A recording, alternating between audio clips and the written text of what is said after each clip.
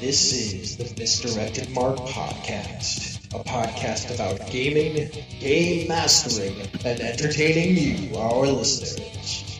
We are explicit, you have been warned, and I'd like to thank Mike Willard for letting us use his music on our show. Now let's pick up those mics and get on with this thing. And welcome to the fourth episode of the Cortex Prime MMPlays series. In this episode, we're going to discuss stats in your tabletop role-playing games. But first, my name is Jerry.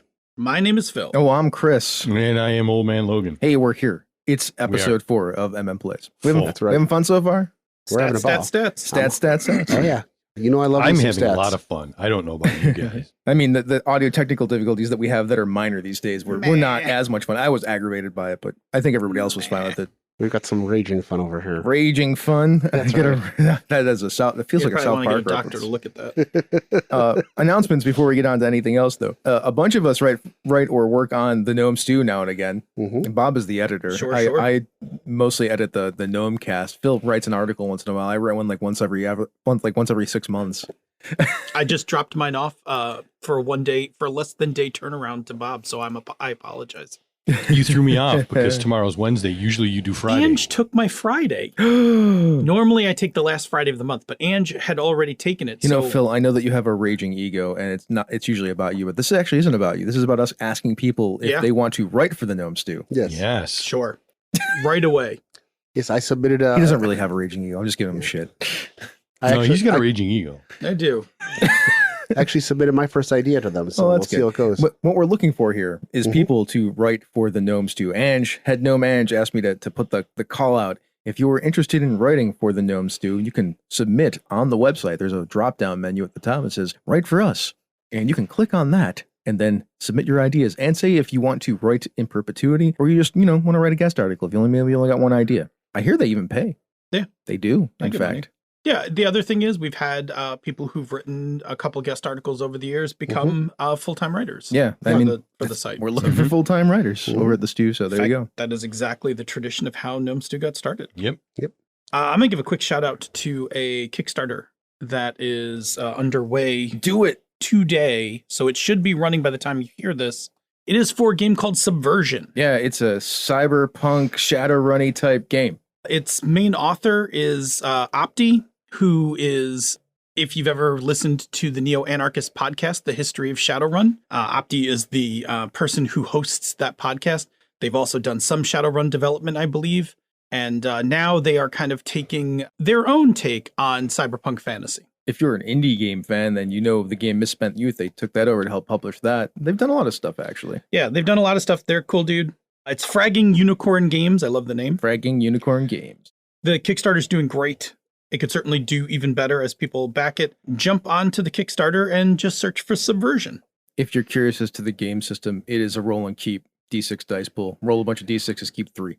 Yeah, it's actually... that sounds interesting. What I love is it hints towards Shadowrun, as in roll a big pile of dice. But then it's like, but to make this math kind of reasonable, you just keep 3 of these. Correct. Which is, I actually am okay with that. Yeah. I'm very okay with that. I know people love core system, like core randomizers. They went, what's the game system? The core randomizer. This is not the game. Like, it's all about neighborhoods and keeping your community up and fighting for what you believe is right. And if you don't fight for what you believe in right, it hurts you. Yeah, that's cool. From the Kickstarter page, here's some stuff. It's almost like I read it today.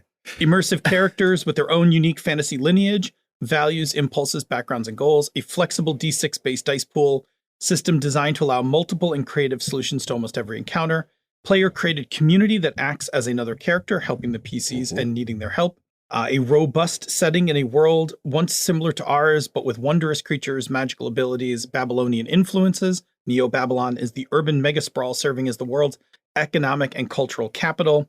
And varieties of balanced characters and advancement options means characters won't ever get too powerful for the setting, even as characters get better and more unique.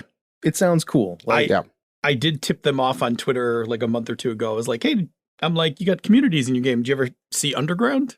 They're like, no. And I'm like, here's a link. Like, might want to take a look at it just for giggles. Might want to take a peek. Yeah, absolutely. Yeah. That looks like a cool game. It does. I was going to back it, and then I was like, half the people I know backed it, so never mind. I backed it. I backed it this morning. I would have to see like the mechanic in play. My brain is telling me if I've got a big dice pool like Shadowrun, but I'm only keeping 3, the cognitive load on that isn't any less or more because you still have to parse all of those dice Not me. to figure out which ones are the 3 that you want to keep. I've played enough Warhammer that anything under 50 dice is a small hand of dice. Just D6s. It's not like I have to think about it like Cortex. But I think the important thing is that Shadowrun's cognitive load isn't just rolling a big pile of dice. No.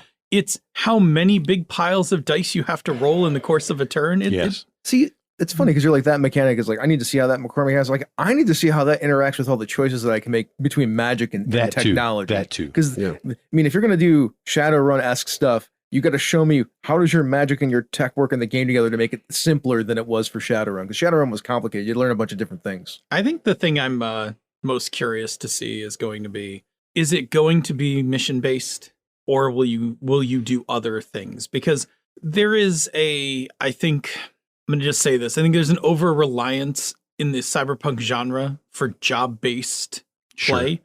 Like every game does job-based play, and I would just love to see some other cyberpunk takes on not running jobs. I don't know, right? Like, I don't know, but based on what they said, because they're like, we're going to do the cyberpunk corporate stuff and we're going to do the epic magic storytelling stuff. So I'm like, it probably should have both of those kind of stories inside of that game. I'm okay if it encompasses and allows you to do them. But like, for instance, Shadowrun basically exists to run jobs. Correct.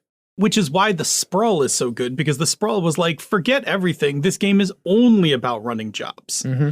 But I'm curious to just see, like, I would love like other takes on things you could do in a cyberpunk world. That's where I think that Cyberpunk, the game, had a lot of different supplements that were not about just running jobs. There was a lot of stuff about like the Rocker Boy World Tour or Subnautica or everything in Grim Cyber Tales, all the different things where sometimes you were just like, you're these people living in this area and this is something happening to you, or here are your characters. Why did they come together? And then what is driving behind them to drive a bigger plot?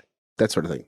It's modern design. Yes. Right. Like, this is modern design. There probably should be some sort of phases of play. Yeah. There better be something about the neighborhood phase of play. I mean, I would hope so. Otherwise, like, what are you doing to help your neighborhood is important in the game, they've got to have something for that. If your neighborhood's like a character, you should be doing something with your character. Correct. Yeah. All Agreed. right. That's all I have to say about that. Anybody else?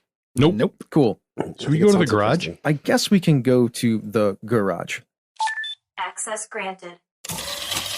God, I love that voice. It's been a while since we did that. We're gonna talk about stats. That's what we're doing. We're gonna break down stats in role playing games. That was the thing. Why are we doing that? We're doing that because our Cortex Prime mods thing was all about talking about. We talked a lot about prime sets, and prime sets are a statistic. Yes. In games, so that's going to be our primary example. That's where we're going with this. It's all about stats today, and we'll talk about some other games too. I really want to talk about the base attributes in Call of Cthulhu, which are statistics, and we'll talk about why those things are like subsets of one is subset of the other. But first, to get this whole thing rolling, we should probably do a definition about what is a stat. We should probably do that. Behold, you are in the presence of Definition Panda. I like that Todd Crapper has been on the show as much as most people because of that. Yep. Todd's on every show. A statistic or stat is a trait that is associated with a piece of data, often an integer, die size, or dice pool, occasionally things like labels as well, that represents an aspect of a character and that interacts with the game mechanics. A game's core resolution mechanic is often directly connected to the primary statistics, that is, base stats not derived from other traits of the player characters. Characters may also have secondary statistics, and those can be derived from other traits. So what is the difference between a statistic and an attribute then? Sure. Now we're getting into like taxonomy here, right? An attribute is a type of statistic. So it is a piece of data that describes to what extent a fictional character in a role-playing game possesses a specific natural, inborn characteristic common to all the characters in the game. Strength, dexterity, constitution, intelligence, wisdom, charisma. That is the classic. Those everybody knows that one. Everybody knows those attributes. And every single character has them. Face rip. Correct. Face rip is another set of attributes. Fighting. Yes. Yeah. That'll tell you something about your game. Yeah. Exactly. Okay. This is the important part because this is where we're going to get into a little deeper, is that all of these things are statistics. Attributes are a specific type of statistic, Yes. but there are other types of statistics. Yes. Yes. And depending on your game, your stats may be represented by different things. The most common, if we look from the 80s forward, the most common stats you will find in a game are attributes, by and large. In some other games, you see that branch out a bit. Right. Fate Core does that a little differently because they don't use attributes, they use skills. Or approaches. Well, approaches and Fate accelerated. Core is skills. Fate Accelerated is approaches. Correct. Accelerated uses approaches, which is also kind of novel and cool. And then I'll just highlight really quickly one last one. Roles, mastermind, hacker, hitter, Leverage. thief for leverage. So just keep that in mind. When we say statistic, we mean it can be any one of those. But when we say attribute, we mean a certain type of statistic or stat. So how do they work? That is the question. Well, they work. They just do. Yeah. So the way that they work is they are often the things that help add to the core mechanics of the game, or even the secondary mechanics of the game. Really, all the mechanics of the game. They should interact with them in some way, shape, and or form. Not every single one of them, obviously, but they provide modifiers or ways to push those mechanics in different ways. That's actually what they're for. They're core and integral to everything about the game system itself. Yeah, there would be something broken in your game if your stats did not contribute to the core mechanics of the game. Yeah, I mean it's a really weird question to ask, but it's part of our garage thing, and it actually bears saying. Like, people don't really think about it, right?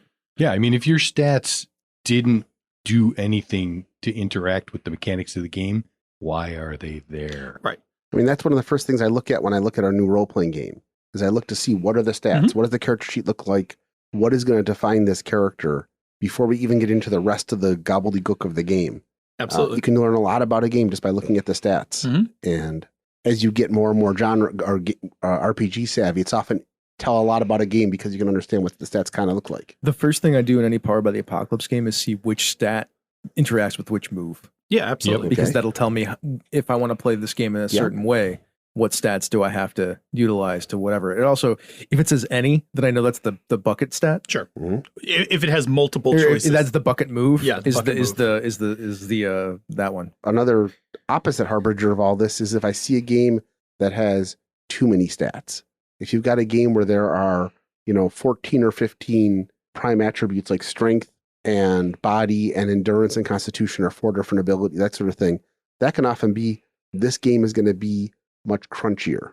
And I don't know if, yes, for prime attributes, but like the skill list in Call of Cthulhu is gigantic. the skill list is. Yeah, those are all stats. That's true. COC can be crunchy. Yeah, it can be, but it not really. That game is so easily simple. I'm not saying that this is a negative thing. I'm just saying it tells you a little bit about a game that's only got a limited number of stats, attributes, and skills and that sort of thing is often going to have a simpler game mechanic. Well, yeah, sure. Yeah. Lasers and feelings, right? Exactly. You either have lasers or feelings. Yeah. I have to touch my head now.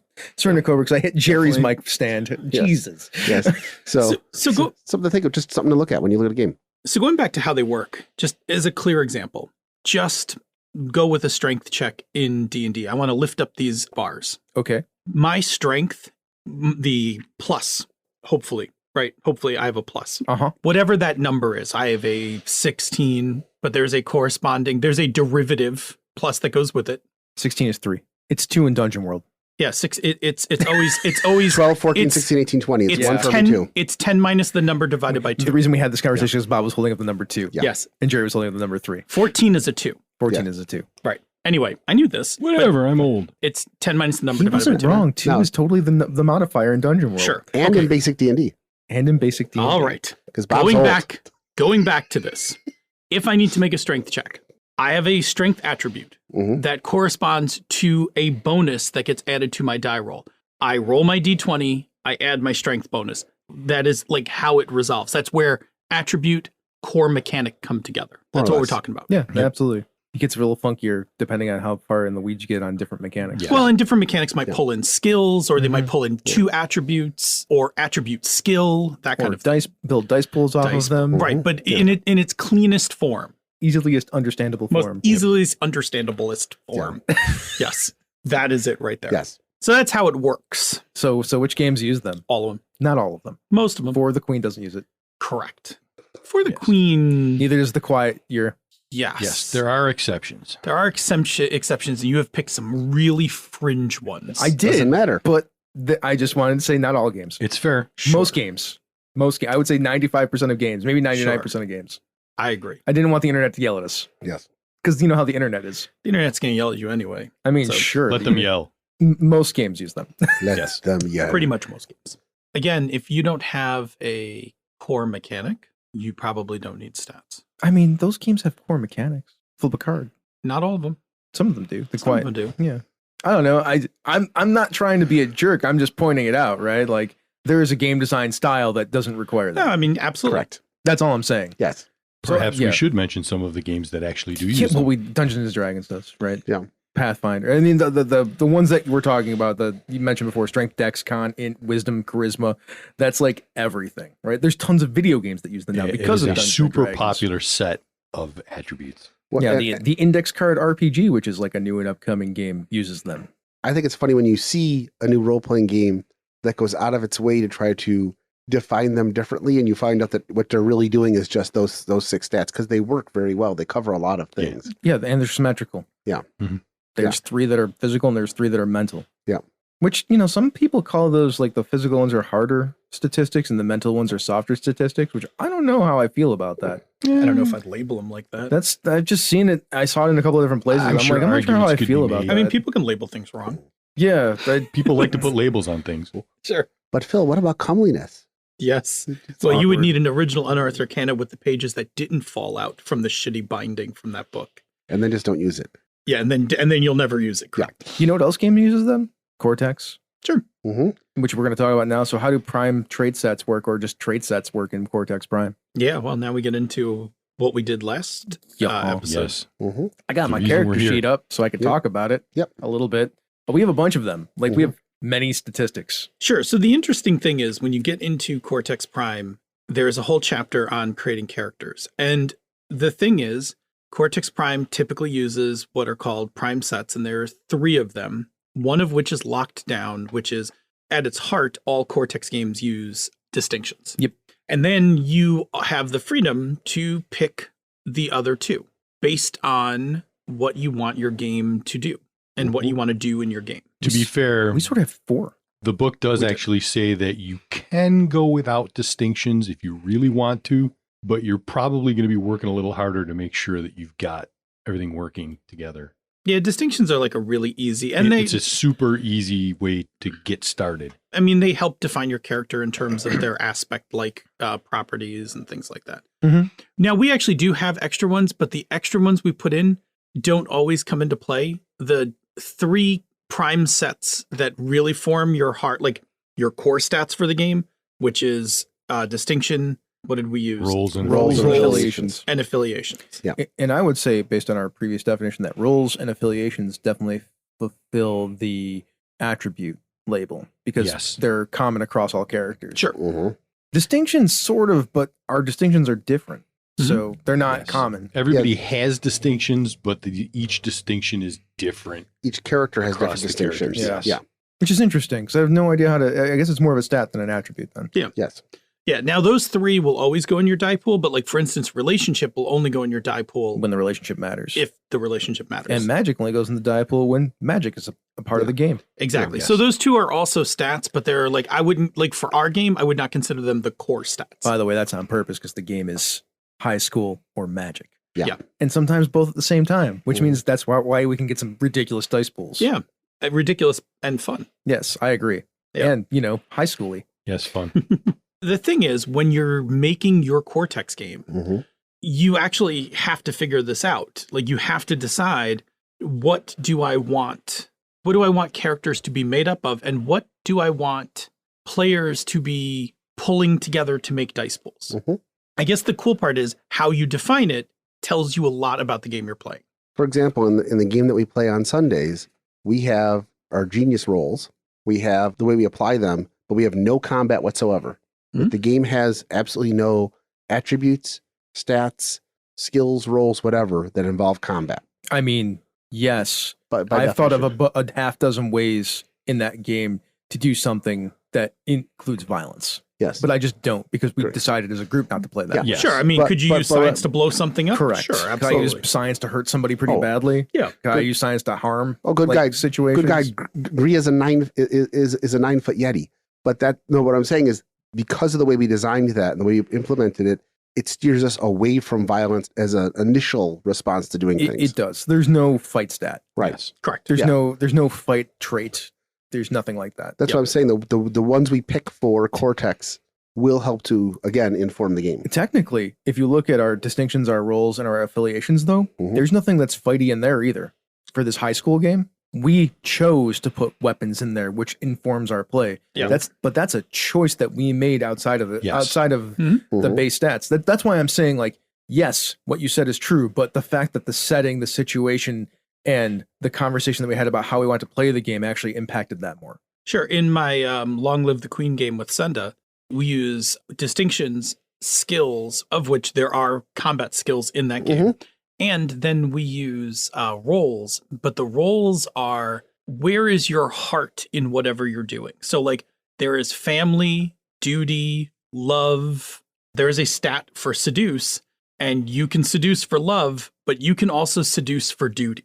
It tells you something about the game, right? So Mhm. one of the things it tells you when you're playing the game is where is your head, where is your heart as you are undertaking this action. The actions are the same, the skills are the same, but that approach asks the question, where is this coming from? Now, in our Children of the Shroud game, the trait that makes it so that we know we're going to have fighting this game is we all have weapons. Yes. Yeah. And those weapons have a martial magic effect of attack and defense. Mhm. That informs the game that we are going to be fighting stuff. Yes. Yeah, and if we actually trace that back one step further, when we built the setting, we chose swashbuckling, Yes. which by default means we need to put weapons in the game. So it comes full circle. We initially said our game will have weapons in it, so therefore we needed a mechanical representation for it in the game in order for it to also be important. A set of stats that definitely informs the fact that they'll be fighting in a game is phase rip, because phase Yes. rip has fighting as a stat. Correct. Sure. Yep. Yeah. So like that's It literally calls it out. that means that stat set is basically telling you you're going to fight stuff. One of my favorite games, Barbarians Lemuria. There are 3 stat blocks. One is your attributes, one is your careers, and the third one are your combat abilities, which Mhm. are melee, range, defense, and initiative. That's games that tells you it's very going to be pulpy fighting. Yeah. Let me kick it to D&D for a second. Yeah. The first thing in Dungeons and Dragons that tells you that you'll be fighting stuff, aside from your classes and things like that, but stat wise is not even stat wise, I suppose. I guess it's not really a stat, but your proficiency bonus and the fact that it ties to weapon proficiency. Mhm. Because your weapon proficiencies provide your proficiency bonus. Yeah. So if you have a weapon proficiency, you're adding that stat to things. Mhm. But you have to go to a secondary level of stuff to get there. I mean, class also tells you. Class does too. Yes. I mean, considering that one of the classes is literally called Fighter. Fighter. Fightor. Yes, like you will be fighting stuff. But I mean, we're talking about stats that inform, Yeah. right? Yes. So that's where you have to go to get the actual stat that informs. Mhm. Stats don't necessarily always have to inform the gameplay that is going to occur, but they help when they do. I agree, right? I don't Mhm. think they have to. My personal preference is the tighter that is, Mhm. the more I like it. Yeah. Yes. Like Agreed. that's just a personal preference. Dungeons and Dragons sits under the weight of the fact that it's like a 50-year-old game or 40-year-old game, whatever it is. It's a about to be problem. 50. There's stuff that's wrong with that game. Like the fact that you have to use us 18 to get a +4. Like, why can't it just be +4? I mean, it's funny because there have been through multiple versions debates about do you need to keep the original numbers, and they're there for nostalgia's sake. That's why they're there. They're Sacred even in. cows. I mean, they're in DCC for the exact same reason. Correct. Like- in every game, they're there for nostalgia. Mhm. Yeah. The 16 never shows up on the table. No. You don't roll under the 16. You don't add the 16 to No. anything. You use the 16 to derive a bonus. The bonus is what actually gets put into the core roll. Correct. Now there are games out there where the way you save against a stat is to roll under. Sure, yeah, but that's not for 5th So edition that's D&D. not 5th edition D&D, Yeah, correct. in Dungeon World, the only stat that matters is the big numbers Constitution, Yes, because that's how you get your. because you add your con to at least points. Dungeon World first edition before they revised it or whatever they did with it. I don't remember. I don't, but Dungeon World does the same thing. Dungeon World acknowledges that we're just going to put the numbers in because Yeah. people love numbers. But yeah, I'm with you. I remember the games where you roll under your And- stat. Yep. And there are games out there that are derivations of D20 D&D, where things like your hit points are literally your constitution plus something. Yeah. And your mental health is going to be either wisdom or intelligence plus something. So I could see, but that's not core 5th edition. It is trickled Not down to even other game 4th systems. edition. No, I'm saying games that derive from those. Yeah, that are not sure. those. I'm just saying, like, there's like the D&D landscape for the most part until you get to like the original editions. Well, and I mean, it's fine, right? Like, it's fine for design aesthetics. They keep it for nostalgic's sake, and the same reason why Dungeon World did. Dungeon World was looking to produce a very specific feel. Yeah, and you know, that's exactly what they shot for. I think it changed when 3rd edition came out, because 3rd edition tied the numbers into a very linear progression. They weren't the parabola that you saw in the earlier game systems, and that's when I think that, and they were also adjustable stats. The stats went up as you leveled up, and I think that made a difference. And I'm not saying it was for better or for worse. I'm just saying I think it's for worse. That's where I think you saw the change. I'll be very much on point on that. People can yell at me. It's for worse. At least for gaming, for like the playability of the game, it's worse. That's if I have to do another step, then it's worse. There's no efficiency there. There's no reason for it to exist aside from nostalgia. No, what I mean is I think that making them more linear than parabolic. No, I'm talking about the fact that they kept the numbers of 16, 18. Oh yeah, no, that's different. I wasn't saying that's an inefficiency in the game. No, I was saying I think that you saw that where we are today came from the fact that sure. You're right. I'm not going to argue with you about that. Well, that's what I was saying. No, but I'm saying like they never switched the numbers. They were brave enough to get rid of the original saving throw names. They could be brave enough to toss out those six. Yeah, those maybe someday the 3d6. The OSR community is losing their mind. Like, those numbers matter. I'm like, you're not wrong about those games. If you make games where those numbers matter, it's fine. That's fine. Yeah. That's the crux of it, right? If you make them matter, then they matter. Yeah. The only way they matter now would be if you got like a +1 to a stat, where going from a 15 to a 16 makes a difference, where you're not just getting a 2-point bonus every time you do something. That's where the numbers could make a difference. I guess, but couldn't you just have like in your progression when you get your attribute goes up, and just like add a +1 to one of your attributes? Why like, are we making every X number of levels? Add a +1. I'm not saying it's better or worse. I'm saying that's the point. My point wasn't good or bad. My point was that's where the numbers would matter. Yeah, it is the only place that matters. If you have a 15 in a stat and suddenly you get something that gives you a +1 to that stat, now you've got a 16, which gives you the +1. 100%. And for sure, my recent D&D character, I did exactly that thing. I did exactly that thing. I put a 15 into a stat, knowing that in a few levels I could get it to a 16 and I would get a +1 bonus. Yeah. Sure, but that's why where does the that numbers exist to begin with? Correct. Yeah. Why? We're not debating why. Well, we're saying that's what it no, does. I actually am, because that's a design thing, right? Like, I am choosing to design that way for a specific reason. That's a bad reason. Well, your bad reason is nostalgia. Yes. Yes. That's I agree. That's what it's there for. It's there for brand identification. If you're leaning into nostalgia with your design, and you've got other things, but nostalgia is like a secondary or a tertiary thing you're leaning into with your design, fine, whatever. But if your sole purpose of that one thing is nostalgia, just kill the sacred cow and move on. I mean, from a design perspective, roll 3d6, look at this table, put this plus in your stat. You're done. You get to still get to roll your 3d6 for your attributes, because that's fun. But also you just, your stat is +3. Yeah. Okay. That's really what it comes down to. It'd be like rolling on a table. Okay. So what play experience do these create? Well, apparently a lot, since we've been talking about it. Very much so. I want to talk about Call of Cthulhu for a second. Yeah, good. Let's talk about Call of Cthulhu. Okay, go so I like the Call of Cthulhu base attributes. I think they inform a lot about the game. So there are 4 that are like pretty standard. There's strength, constitution, dexterity, and intelligence. What? You missed one. Which one? Size. No, I'm not done yet. Okay. Because those are the 4 basic ones. There's like 4 more that I'm going to talk about that are much more interesting, Jerry. Okay. Size is one of them. Power is one of them. Appearance is one of them. And education is one of them. Yes. Those 4 things right there inform a lot about what this game is about. Oh, yeah. Correct. That's why I didn't include size. Oh, okay. You got it in the same sentence. That's why. I do not. There's a paragraph return there.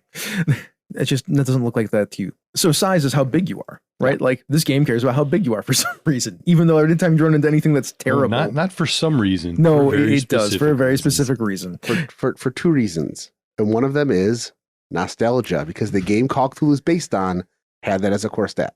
That's true. But it's not the primary reason for it. Continue, Chris. I mean, it just shows you how big you are, so how much of a beating you can take, and also how monsters can pick you up and toss you around. Because it's way funnier when the 6'5" guy gets thrown than it is when the 4'2" person gets thrown. Well, maybe not funnier, but Do you remember my character from your Call of he Cthulhu was game? huge. He was a huge mountain man. His poor horse. Yes, he was. I think I think I had something like an 87 or something. Yeah, you were a big boy. I was big boy in that game. Power. So that's like your personal magnetism, spirit, and mental stability. And that was important because it helped you with your sanity rolls. And that mattered a lot in Call of Cthulhu. And that's very much on purpose. I know it's not this, it's kind of fulfilling the same role as like wisdom, but more so in this game. Appearance also, I mean, we're coming off of comeliness here, obviously, but the fact that it's there and the fact that we're mostly playing in like the 1920s, 1930s, where that kind of mattered to people for some reason, hit there. And then education, which is a very informative thing. 'Cause this is not intelligence, because intelligence already exists in the game. Education is where you went to school, how much you know about stuff. And that matters because this game is all about skills and knowing things. Knowing things is I mean, it's an investigation game, and knowing stuff is a huge component of that. Knowing is half the battle. So I thought that was pretty important as to how it informed the game itself. If I was making a modern version of this, like today, I would replace education with like Google. Google Foo. I mean, I wouldn't call it. Right? I wouldn't call it Google because you'll get crushed in a lawsuit. Yeah. But the idea being is like, internet. Is it more important to know stuff, or how fast can I find the answer to literally everything in the world on the internet? Isn't that just a skill? Could be. It feels like a skill. I think you replace education with knowledge. Sure. Right. In a modern game. I mean, I'd replace it with recall. That's the actual attribute. Yeah, that's pretty The ability accurate. to That's recall recall. knowledge. Recall also works. Either one works. All right. Anybody want to bring up anything else? Like, so those base stats inform how you play the game. Sure. Pre-show, we had talked about Blades in the Dark, and the approaches in Blades in the Dark tell you everything about how you are going to go about the action you're taking. And they play into the mechanics of the game because the player always gets to pick which approach they're taking, but the GM gets to decide position and effect. The GM gets to basically say, oh yeah, you can totally do it that way, but it's either going to be less effective or more risky. Those are the two. It's been a little while since I played that game. But I think that's a fascinating approach to stats because it gives the player the autonomy to say, this is how I wish to carry about this action. But it checks it with the GM saying, yes, you can, but based on narrative positioning and all of that, this is how effective that approach is going to be. Or, yes, you can do it, but it's going to be potentially costly for you if you don't roll well.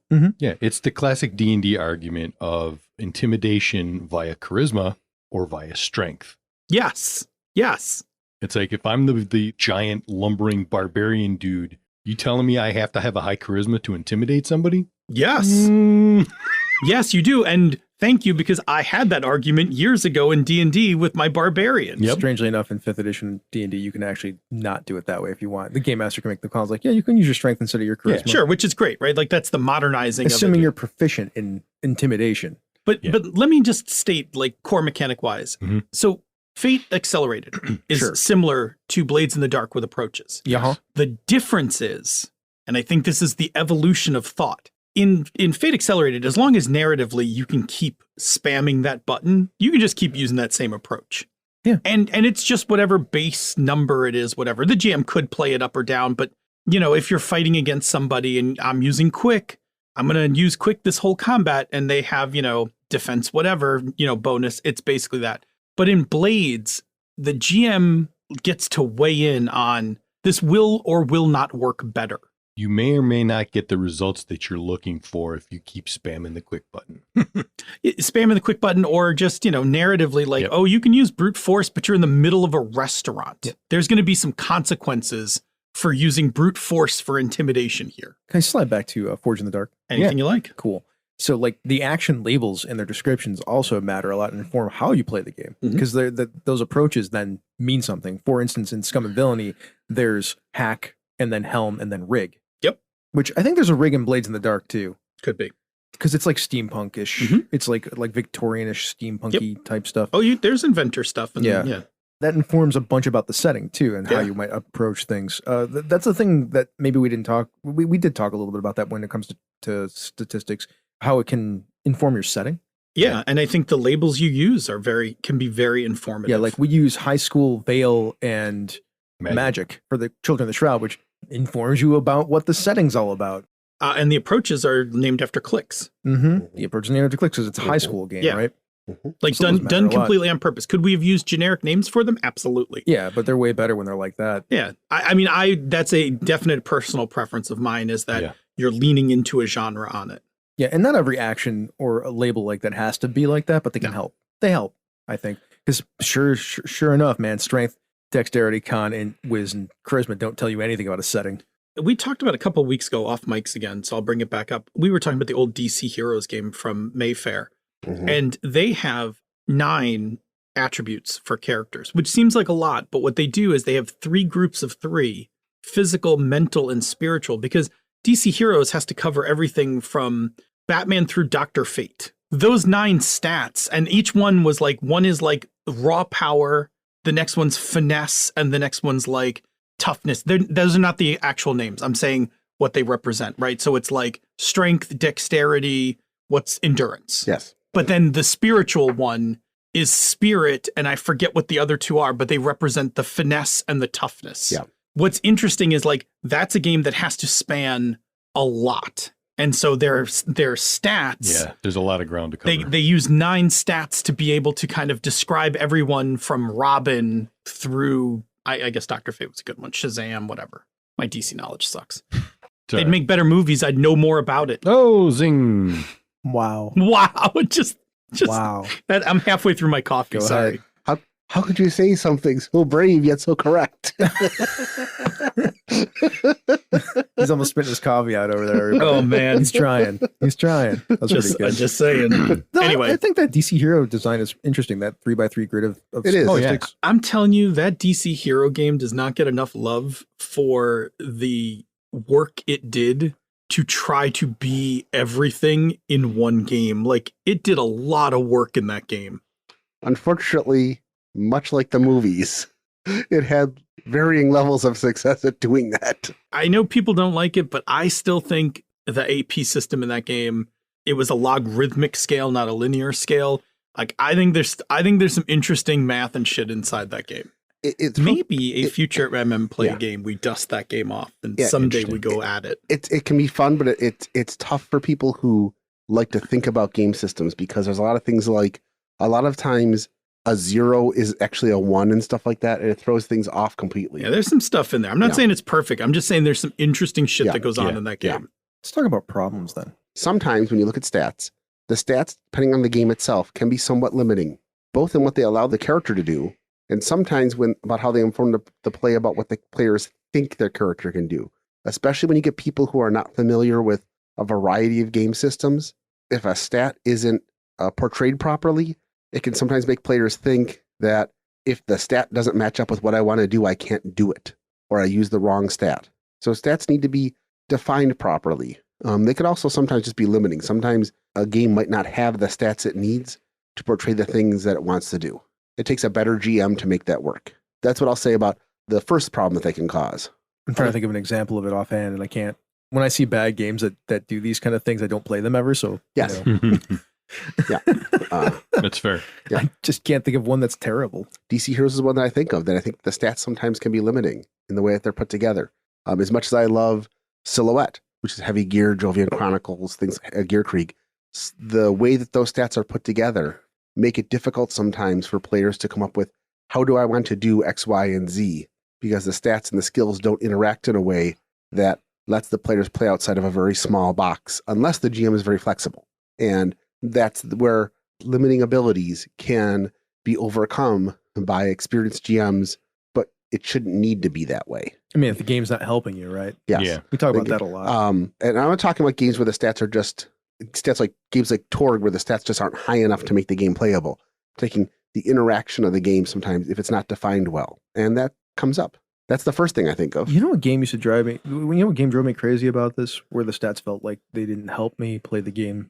Was Mothership, but I could just be wrong about that, because when we played Mothership, it was not a very enjoyable experience. But I could also just not like that game. No, your discussion with me about Mothership, I think, is 100%. That's a good example of that game. I can't remember what the discussion was. It was a long time ago. Because the game was designed in a way that not supposed to be good at succeeding at things, and it gets worse as you roll badly. Yeah. But as a result, it makes the game very difficult to play because you just keep getting worse at things as things go on. I don't know that I necessarily blame the game for that because I'm pretty sure that's the intended design. It is the intended design. Having played that game, I'm pretty sure in the same game with Drew you. Smith ran that game for us. That is a specifically tailored play experience that they're shooting for. I mean, that is alien horror on a spaceship. We're all gonna fucking die. We're all gonna die. And so you just keep losing your senses as you go through because of all the horror and the tension so it did not surprise me that the game does that with its mechanics. It's a very difficult game to play unless you're really full bore gung ho about doing that play experience and just leaning into it. The problem is that there it would have been different if the game had 2 levels of difficulties. Because I think part of the issue that we all had with it was that was a game where even before the bad shit happens, your characters are not good at the things they're supposed to be competent at. Yeah, I was not a good soldier, even though I was a soldier. Yeah, right? That's why I felt weird. Like if you're the pilot, your ability to pilot, even though you're an experienced pilot, is pretty crappy. It's like a 2 in 10 chance of succeeding. Yeah, that stood out. And it shouldn't be like that before things get bad. Here's the thing too. We played that game and I didn't read the game master rules, right? So we just played it. So we have no idea what the game mastering thing was. Yes. We don't know if Drew screwed up some of the stuff or not. We're not sure what occurred. Drew was playing. I've both played it and run it. Okay. So before I played that, I've both played it and run it. So that's about how on par with the way the game goes. Okay. Switching games, and I know this is bugging me, but I don't remember the exact mechanics for it. Kids on bikes. Because you had to roll 6s. Yeah. Yeah. No. Didn't you? Wasn't it? You had to no. Kids on bikes is you have 6 stats and they're D4 to D20. And the problem is that the GM sets a difficulty roll. And so you're like, okay, I want to do X. Well, the difficulty is, 14. So roll your, smarts. Well, my smarts is a D6. Yeah, I just can't succeed. The way the game escalates, the only people who can succeed at things, either you have to have screwed up so much that you have a bunch of bonuses. So it's like, okay, I need to roll a 14. Luckily, I've screwed up 13 times. So when I roll my D6, I can succeed at that. But otherwise, you just can't. And you just play the game. And while I know it's supposed to be kids are less competent than adults, it becomes a thing of, we're not even going to try this. There's no way any of us can succeed at this role. In theory, that game, you should still be able to succeed at what you're attempting to do. And it didn't feel like it was meant to be that way. No, I just remember having some issues with the die mechanic, which is all based around stats. Yeah. I just remember that there's something about the game where it doesn't level out correctly or something. You have 6 stats. They're D4, D6, D8, D10, D12, D20. And your difficulties can go anywhere from 2 to 20. And so the problem is there's such a huge gap between D12 and 20 that you can be the jock who's got a D20 in their strength. But there are going to be 2/3 of the things out there that are physical things you're just not going to succeed at. And the kids end up failing miserably, not just failing in an amusing way, like failing miserably at stuff. It's another game that makes you feel uncompetent, because in a game where the average difficulty is 10 and you've got 4 stats that are not going to, you've got 3 stats that are never going to succeed and one you're going to succeed at 1/10 of the time. It makes you feel incompetent. It's a game that punishes you for playing the game. I just don't play those games anymore. Any of the on bikes games, kids on games. Which is too bad, because I guess they have a really good spaceship design system for kids in space. That's neat. Talking about some hacks and wish lists then that people would like to see in their games. Yep. I actually don't have any because I don't really think about them that much. I put 5 of them down here. We can discuss. Mostly because all the hacks and wish lists that I want in games often end up in the games that I'm playing. It depends on the game, but some of these ones on the list I like that are in certain games. Mm-hmm. My first one was I personally like games that don't have too many stats. Unless the game super needs them, I don't like games that have. I've seen there was a design theory that seemed to go on in the 90s where it was more stats, more fun. And so they did things where they would break up strength and body, and then constitution and endurance, and dexterity and reflexes. And so you ended up with characters who had like 12 or 15 stats. That limited things a lot more, because now instead of agility being or dexterity being all the things involved in dexterity, is it a reflexes thing or is it a dexterity thing? Does it fall in between? Sometimes it was dexterity, reflexes, and quickness. Those kinds of things, for me, felt like there were too many stats, too many games that have 100 skills in their skill lists. So I'm going to say for stats, like you're saying, too granular. Too granular. Yeah. Yes. I'm fine. I agree Streamline with that. Streamline that list. It needs to mean something, and it needs to mean something for a reason. Now, I think that sometimes attribute, when they become too granular, is often somebody who's trying to simulate, right? So they're not emulating, like they're trying to build I'm chopping up dexterity into reflexes, quickness, into this thing. And do you actually need that for a game? Maybe. Maybe if the game is about being as earth realistic as possible, sure. But if you're like two-fisted pulp, do you need like 3 dexterity stats, or do you just need dex? I think that's a design aesthetic, and I think it's a design decision. But I'm with Jerry. I don't like a huge laundry list of stats. Now, at the same time, you can look at two different levels of that. My biggest problem with most mecha games is that there are too many mecha skills. That a player is either you're good at mecha and nothing else, or you're good at other stuff and don't ever get in a mech. Because there's going to be gunnery mech, lasers mech, rockets mech, whatever. The flip side of that is a game like Call of Cthulhu, where you have lots of skills, but they're all useful. A character with botany. It's the one game where a character with botany is probably going to have a use for that skill in the game. And that's okay, because Call of Cthulhu was designed around the fact that characters with specialties make a difference. The problem with mecha games is that they never can get the right balance between being in the mech and not being in the mech. Yes. That's besides, I just wanted to say that. Yeah. If you're making a mecha game, just pick one. I think you could just do both. We probably have the technology to do it now, right? Do it like Night Witches. Cortex. Anyways, the thing about too many or too few stats, do they matter? Yes. Which is what was said. And I just want to, do they matter to the play of the game? Yes. If they don't, then why are they there? If you're a designer and you're like, oh, I think it'd be fun. I'm like, can you play this game effectively with this?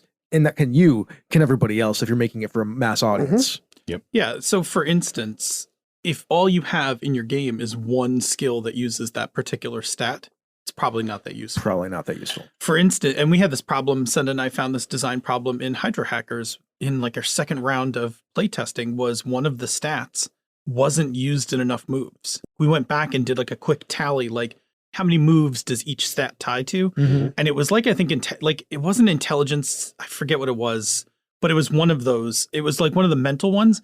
And it originally only had one move that used it. And the person during playtesting was like, I put a +2 in it, but I only got to do that one move with it. And so we went back and rewrote a couple of the moves to allow you to also use that stat instead of, like, I think one of them was like, when you wanted to look up information, you could do it by technology, like searching on the web, or you could do it like intelligence by, you could recall the information. That just goes down to one of the other things, we can jump back to it. I think stats should have a fairly even number of uses in the game.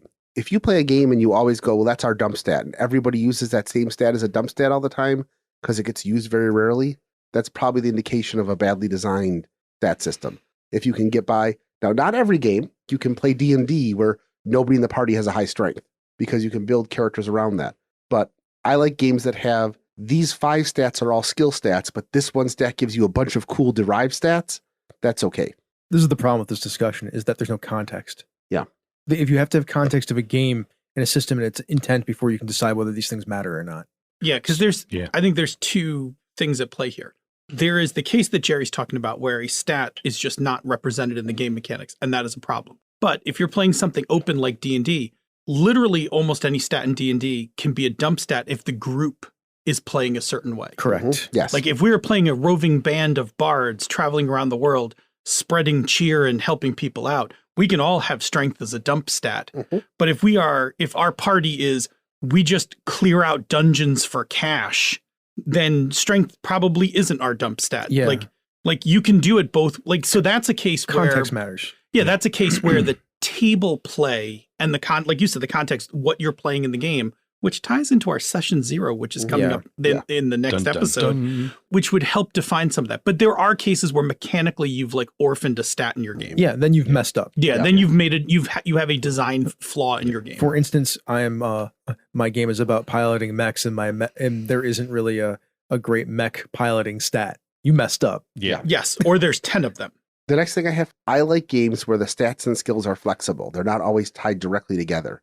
like you said, where you can have like games where this is the skill, this is the only attribute you can use with it. I don't like as much as this is the skill, this is the attribute that normally use with it, but you can use other things with it if the game allows for it. So the difference between like intimidation based on strength or charisma or intelligence, if you can outsmart the guy, that kind of thing. Those I like more than this is the stat, this is the skill, and this is the only way these two go together. From a wish list, I like games where they're a little bit more flexible. Yeah, that's fine. Like I don't. That's a wish list. Like I said, for me, man, like it just depends on the game. Like Yeah. the games have different play styles and different intents. Exactly. and I'm not saying you therefore- can't play one the other way. This is just a hacks and wish list. I'm not arguing with you. I'm also stating my wish list, Jerry. Okay, Calm go down. ahead. Go ahead. Sit down. No, Jerry, sit down. Stop okay. coming over here. Oh my God. Every time I say something, you don't have to contradict me, Chris. It's okay. Didn't contradict you. I'm gonna roll up a newspaper. So You just thought I contradicted you that time. Jesus. Anyways, yeah, I just like games that play the way that they're intended to play. Yes. And if they're playing well the way that they're intended to play, then they're fun. Mhm. if you have a targeted play experience that you're looking for, and you've created abilities and stats that play to that, Exactly. you've done well. Yes. Okay, let's move on. Yeah. Yeah. Let's talk about another show on the Misdirected Mark Network. Hey, you know what? We have this little show called Pandas Talking Games. Excellent stuff. Queer gamers talking about tabletop role-playing games and making outtakes, because the outtakes are fun too. Phil and Senda join them every Wednesday answering listener questions about playing, running, and designing your tabletop role-playing games. Let's get cozy and talk about some Yeah, games. that's Also, right. I wouldn't contradict you, Jerry, if you were right. Oh, ba-dum-bum. You brought it up. I didn't. I know. Let's do some Patreon shoutouts. We should probably do the Patreon shout-outs Cool. too. So, If Chris thought I was right. Go ahead. Keep going. if Jerry was right, we have a returning patron, the Chromatic Chameleon, who is the Queen's spy mistress. Thank you Yeah. so much for returning to the royal court. We greatly appreciate you. You want to do the rest of them, Bob? Sure.